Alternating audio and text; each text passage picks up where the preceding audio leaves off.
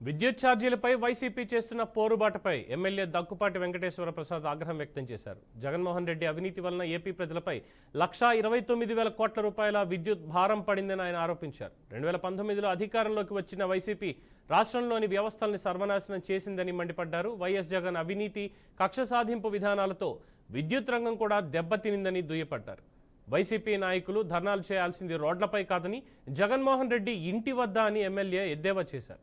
గత 5 ఏళ్ల వైసీపీ పాలనలో 10 సార్లు విద్యుత్ ఛార్జీలు పెంచి ప్రజలపై భారం పెంచారని ఆరోపించారు. వాస్తవంగా వైసీపీకి మొదటి నుంచి కూడా నిజాలు మాట్లాడే అలవాటు లేదు. ఆ పార్టీ అధ్యక్షుడు జగన్మోహన్ రెడ్డి మోసాలు చేయడంలో దిట్ట. దేనికంటే ఉన్నింది లేనట్లు, లేనిది ఉన్నట్లు సృష్టించడంలో ఆయనే స్టార్ట్ అనమాట. 2019లో మాయమాటలు చెప్పి అధికారంలోకి వచ్చినాడు. ఆ తర్వాత ప్రజలందరినీ ఏ విధంగా మభ్యపెట్టినాడో మీ అందరికీ తెలిసిందే.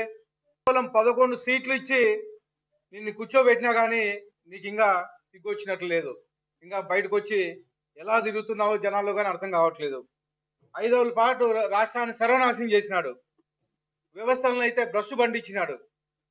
ఇందులో భాగంగా జరిగిందే విద్యుత్ భారాల పాపం. అవినీతి పాలన చేసి దాదాపు 1,29,000 కోట్లు ఈ నష్టం కేవలం విద్యుత్ మీద నష్టం చేసే పరిస్థితి నువ్వు 2019 నుంచి 2024 వరకు చేసిన పరిస్థితి. జగన్ రెడ్డి అవినీతి, కక్ష సాధింపు విధానాలతో విద్యుత్ రంగం మొత్తం దెబ్బతినిపోయింది. 5 ఏళ్లలో 10 సార్లు విద్యుత్ ఛార్జీలు పెంచినారు.